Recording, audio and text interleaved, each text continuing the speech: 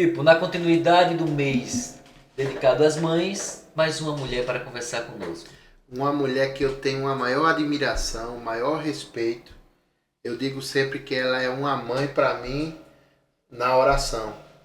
A gente vai falar hoje sobre círculo de oração. Para muita gente que não é evangélico, não sabe, mas vocês vão saber a importância que tem a intercessão na igreja, e não só na igreja. Porque às vezes você tem alguém da sua família que é evangélico que vai para o círculo de oração. E isso vai ser de bênção para a sua vida. Porque eu não vou explicar, porque a gente tem uma pessoa que é especialista nisso. Então eu quero, Val, dizer com muita honra, com muita alegria, já tinha tempo que eu queria trazer ela aqui. É a irmã Elane, seja muito bem-vinda, irmã Elane. Obrigada. Vamos falar Pipo. um pouquinho, eu sei que a senhora não é só se resume ao círculo de oração, porque a senhora é uma pregadora da palavra de Deus e uma excelente pregadora. Deus usa muito a senhora. E é bom, vamos falar de tudo um pouco. E você viu que agora quem tomou a dianteira fui eu, porque eu manjo. E você... Hoje eu vou aprender mais. Você vai aprender mais. E outra coisa, pessoal, ela tá com um cadernozinho aqui, eu vou mandar ela botar seu nome. Tem que colocar. De oração. Perfeito. Perfeito? Irmã, inclusive eu quero saber o que é o círculo de oração. Explica pra gente. O círculo de oração é um trabalho de uma grande importância. Não só aqui em Maragogi, mas como em todo o mundo, né? O ciclo de oração começou em Belém, Pará, no ano de 1911, e aí se estendeu por todo o Brasil. Hoje o ciclo de oração está acontecendo, né, em vários países, Canadá, Estados Unidos, Venezuela, algumas partes da África, né, alguns lugares da África, e da China com muita dificuldade, mas a gente conseguiu entrar lá com o ciclo de oração. E como consiste o círculo de oração? O que ele é diretamente? Como a senhora pode explicar isso pra gente? Ciclo de oração é um ministério, um trabalho que ele é essencial, não só na igreja, mas como na vida de cada ser humano, em cada país. Porque o ciclo de oração, ele é uma intercessão, né? É um trabalho de intercessão que alguém se disponibiliza a pagar o preço, a orar por quem não conhece, a sentir a aflição do outro, a pagar o preço, eu falo de orar até acontecer um milagre. Interessante. Exato. Outra coisa, por exemplo, nós estamos vivendo um momento difícil no nosso país. Sim. E muitas pessoas sofrendo essa catástrofe que está tendo no Rio Grande do Sul. E se você for amanhã na igreja, com certeza vai ter um grupo de irmãs, um grupo de irmãos no círculo de oração, e lá vão estar intercedendo por essas pessoas que a gente não conhece, mas pedindo a Deus que Deus ajude, provenha aquelas famílias que estão lá sem alimento, sem uma estrutura de casa porque perderam tudo. Você já imaginou que você tem um conforto no seu lar e do nada você não tem mais nada? E às vezes você tem até uma família que pode te dar um suporte. Outros não têm família. E aí, como é que fica? E sem falar, eu estou falando de bem materiais. Você já imaginou que seria sua esposa, seu filho, seu pai, sua mãe, você não ter mais por causa da catástrofe? Sim. Entendeu? Então é um momento difícil, mas que o círculo de oração, ele tem esse papel fundamental, que é da intercessão. A gente sempre fala na igreja, né, irmã Elane, que o círculo de oração ele tem um papel importante, porque nenhuma igreja, se ela não tiver um círculo de oração forte, ela não é uma igreja próspera, ela não é uma igreja abençoada. Porque eu sempre falo que eu quero aqui mandar uma mensagem, eu tenho certeza que a senhora irá fazer isso, divulgar para as irmãs do círculo de orações. Eu quero agradecer por tudo que vocês fazem, não só por mim, mas pela família do pastor, que sempre tem bastante oração. Então eu quero agradecer, que eu tenho certeza que fruto das orações das irmãs e dos irmãos, eu tenho conquistado muitas coisas, tanto na vida particular, como também na minha vida como família, na minha casa. E eu quero agradecer a senhora em nome de todas as irmãs por esse carinho de poder orar por mim. Amém, amém. Nós nos sentimos até lisonjeada, porque às vezes as pessoas olham para a gente, como dirigente de ciclo de oração, pensam que é algo pesado. Não é Isso. pesado, é algo de grande responsabilidade. E não é eu que escolhi, foi o Senhor que escolheu a mim. Então, se Ele escolhe, Ele capacita. Se Ele escolhe, Ele cuida. Então, mas para a gente é um grande prazer orar por você, ver você de pé e poder contemplar a pessoa, né, que você se tornou, um exemplo, um grande homem. Você sempre foi uma bênção. Eu fui coordenadora dele na mocidade. Não dá trabalho. Então você sempre foi uma bênção e para a gente é uma honra poder orar e contemplar os milagres que o Senhor Ele tem feito em nossa cidade e até outras cidades também. Em questão do Rio Grande do Sul, pelo menos 106 mulheres estão de joelho em Maragogi, pelo Rio Grande do Sul. Porque hoje nós conversamos no nosso grupo e eu falei que a partir de hoje nós vamos levantar um clamor mais afinco, né? Para que o Senhor venha ter mais misericórdia.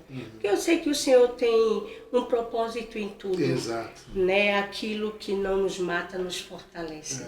Então, nós não podemos parar, né? Pedir para que Ele pare com a sua justiça, mas podemos fazer com que Ele tenha misericórdia. Porque a oração, ela não faz Deus se arrepender, mas ela faz Deus voltar atrás. Irmã, eu tenho duas perguntas. A primeira é como está estruturado o círculo da oração aqui em Maragogi. E a segunda, eu quero saber se esse rapaz lhe deu muito trabalho aí. Se ele lhe deu muito trabalho. Mas vamos para a primeira. Daqui a pouco a gente vai para... Vamos lá, para a primeira. Como está estruturado? Né? São quantas congregações? De que Sim. forma? Pode falar igrejas, né? Igrejas, pode ser. Perfeito, agradeço. Aqui nós temos no Campo de Maragogi 35 igrejas, debaixo da gestão do nosso pastor Ednilson, né? Quero mandar um abraço para ele, que é um pastor que nos apoia, né? Pense no pastor que ele nunca nos atrapalha, ele sempre nos apoia e sempre está disposto a nos ajudar. Eu tenho uma dívida de amor com o pastor Ednilson, com a irmã Mirta, porque eu cheguei aqui de São Paulo, eu fui abraçada, né? Não só pelo pastor, mas por toda a família. Então, 35 igrejas, congregações, e todas elas estão funcionando o ciclo de oração. Umas começam de 9 às 4, né? De 9 às 16, outras de 13 às 16. Então, são 35 igrejas, com 106 dirigentes de ciclo de oração. Aí, a segunda pergunta. Esse aí rapaz já deu trabalho não para a senhora. Calma. Esse rapaz deu muito trabalho aí nessa formação. O Pipo, ele nunca deu trabalho, não. Ele sempre foi muito bem educado, né? Mas pela idade que ele tinha na época que eu era dirigente dos jovens, ele era um jovem comum, né? Com alguns interesses a mais, né? Do que os outros. Ele já tinha, assim, uma mente política, né? Já queria ir para esse lado. Então ele focava mais no lado político. Mas o Pipo, ele sempre foi um exemplo. Ele nunca trouxe escândalo. Ele nunca foi namorador. Evelyn vai ficar feliz com essa, tá vendo? Não. Ele se apaixonou pela Evelyn. Já me amarrei, não. Já pedi oração, irmã Elane. Eu estou apaixonada para que eu case com ela. E aí aconteceu, né? Deu certo, né? Deu certo. Também deu certo. Oração tem poder. Tem poder. Irmã Elane, a senhora falou em milagres. Eu queria que a senhora, se puder, contasse alguns milagres que aconteceu, fruto das orações dos irmãos do ciclo de oração. São tantos. São tantos. Esses dias mesmo a gente ficou bem comovida com uma garotinha chamada Valentina, pois ela estava muito mal e a mãe pediu oração. é daqui da região. E nós começamos a orar, colocamos no grupo.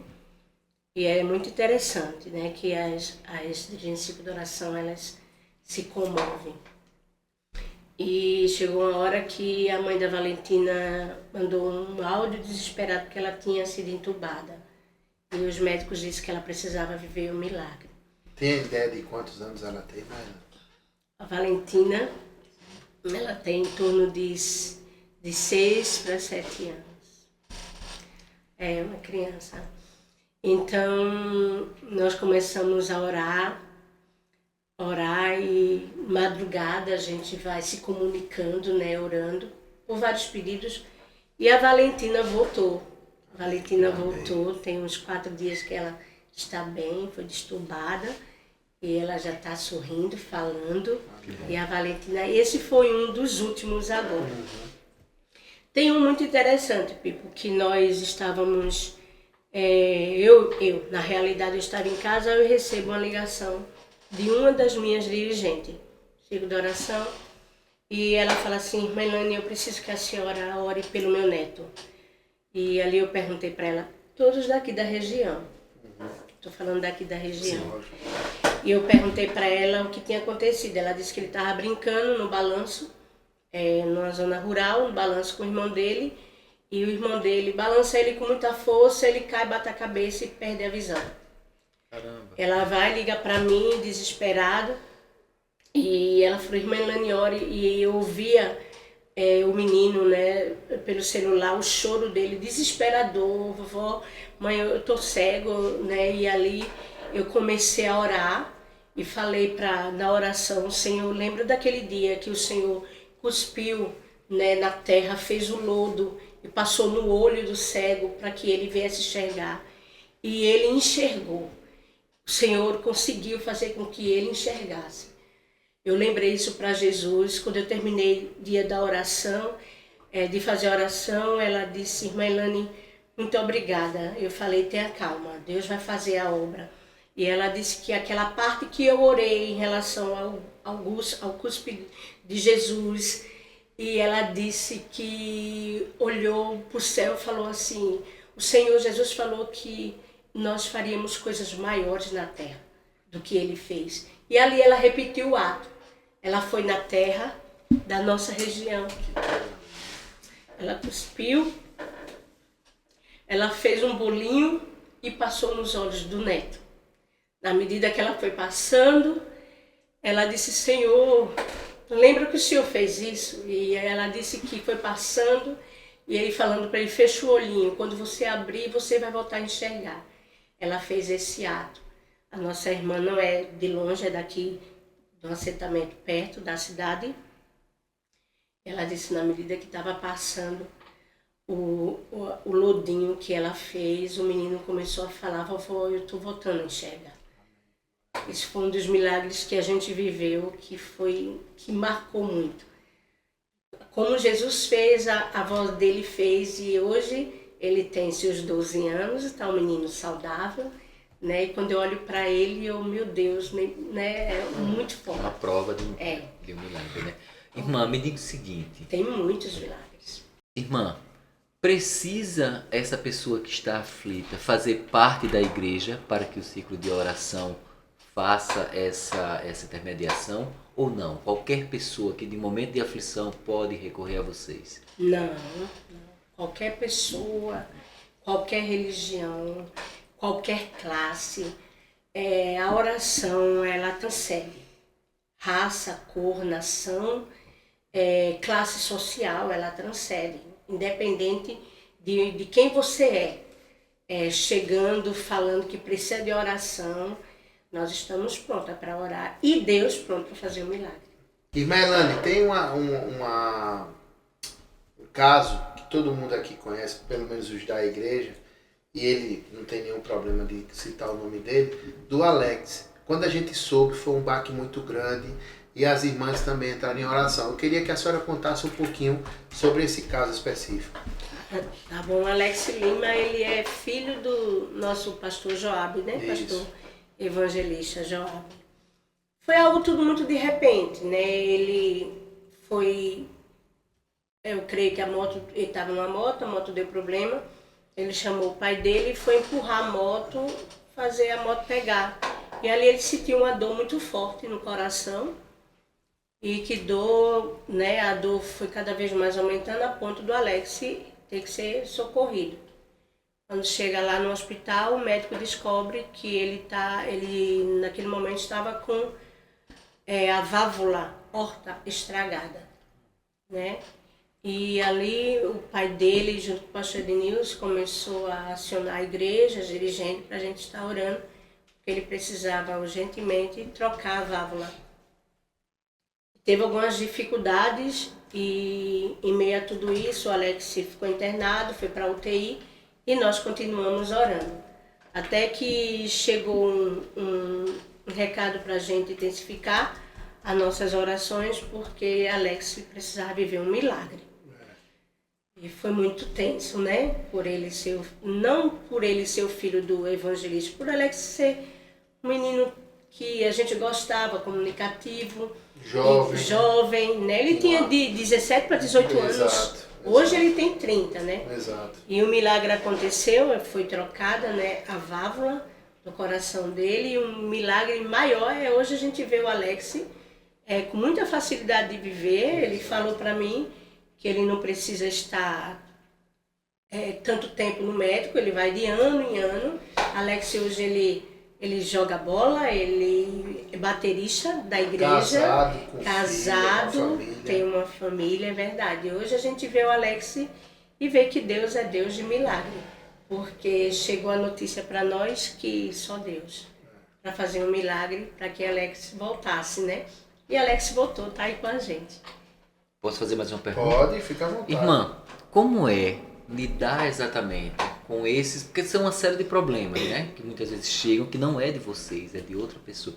Como é que vocês se preparam diretamente para lidar com isso? Lógico, vocês vão interceder, vão pedir por uma pessoa, mas que muitas vezes, como você pode conhecer, que é o caso do irmão Alex, você pode não conhecer, mas como lidar com isso? Porque são problemas sérios e é lógico que deve mexer no emocional de vocês, que são mães, família, uma irmã, um tio, né, de pessoas diversas. Fazia 8 anos que eu estou no ciclo de oração, né? Eu comecei no ciclo de oração da sede, por ordenância de Deus, e a sensibilidade do pastor Denilson, ele reconheceu a minha chamada. E eu confesso para você que depois que eu me tornei dirigente do ciclo de oração, eu me tornei uma pessoa melhor. Tornei uma pessoa mais sensível com a dor das pessoas. Hoje eu percebo que eu amo mais. E eu me preparo sempre, eu oro, eu jejuo. No meu quarto eu tenho cuidado, na minha casa eu tenho cuidado, eu tenho um quarto de oração. E o nome de vocês vai entrar lá também. Amém. A partir Amém, de que hoje, seja. o Pipo já está. Então eu tenho todo um preparo, né? Não só eu, mas como todas as dirigentes de ciclo de oração, jejuando e orando. O jejum ele mortifica a carne. É isso que eu ia perguntar, porque tem muita gente que não sabe. O que é o jejum? Muita gente que vai estar vendo a gente, quem é da igreja sabe. Na verdade, qual é a grande finalidade dele, né? Nessa preparação? Quando você jejuma, você vai se renunciar, né? Deixa eu falar uma coisa, falar bem claro aqui, para que vocês entendam. Você renuncia àquilo que você mais gosta. Por exemplo, eu vou jejuar meu café da manhã. Eu não consigo ficar sem o café da manhã. Já é uma renúncia e um sacrifício. Você está declarando aos céus que está se sacrificando, né? E é impressionante que o jejum, ele realmente deixa a gente um pouco mais fraco, falando fisicamente, carnalmente, mas o espírito fica bem mais forte. É verdade. Então tem coisas que eu só suporto porque eu tenho um preparo de jejum e oração. Não é fácil. Mas eu preciso para que eu venha suportar. Até porque eu amo a minha chamada de poder orar pelas pessoas e ver um milagre acontecer. Uma outra coisa também que não deixa de ser um sacrifício, né, Mailane? Que são as orações de madrugada. Quando Sim. você perde é interessante explicar também que você perde, você está ali no seu conforto de estar descansando pelo seu trabalho árduo e à noite você renuncia o seu horário de descanso para você estar ali fazer também. dedicar uma oração. Deus, ele trabalha com reciprocidade. A Bíblia diz, dai e dai-se-vos-á. Boa medida, recalcada, sacudida e transbordante. Deus tem isso para mim e para você. Então, quando você se renuncia, você está falando para o Senhor, eu estou te dando, eu preciso colher. E a pessoa do nosso Deus, ele é assim. Você planta, você colhe. Independente do que você plantar, você vai ter que colher, porque faz parte da pessoa do nosso Deus. Dai e dai-se-vos-á. Então, na madrugada, quando eu desço, eu estou falando, Senhor, eu estou me renunciando. Visita o Pipo, eu estou me sacrificando. Visita o Pipo. E ele, de certa forma, visita o Pipo por conta do meu sacrifício. Porque a pessoa dele é assim, dai e dai-se-vos-á. Entendeu? Eu tenho um trato assim com Deus, o meu sono, ele é muito pesado, é uma pedra. Eu dormi e só acordo no outro dia. Eu não consigo durante a noite. Meu pai mesmo tem um sono muito leve.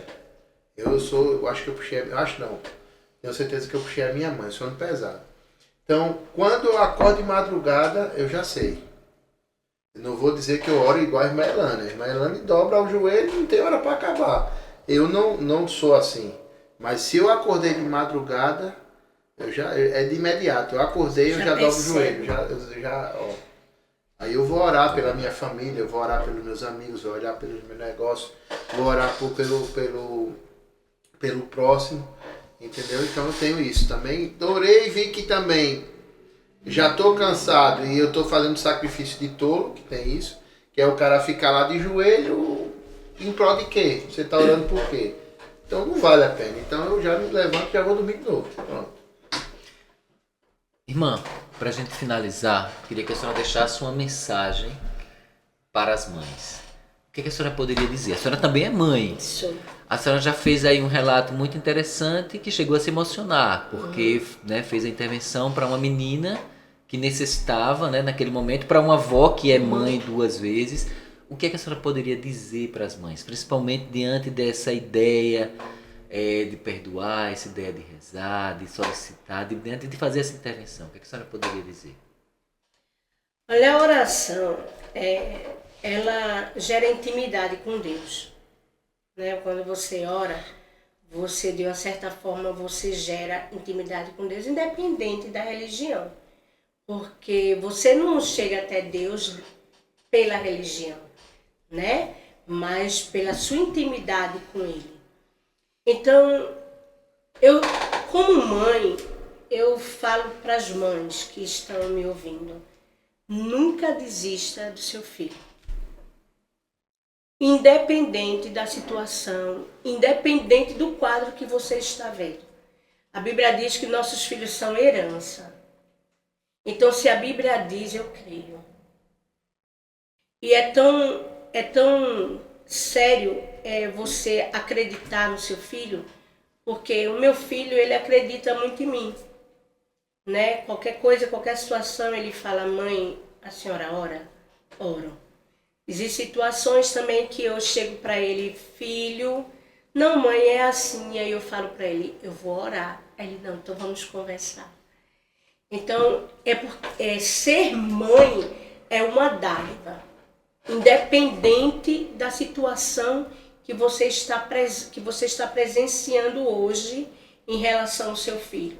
O seu filho é o que você professa, o que você fala.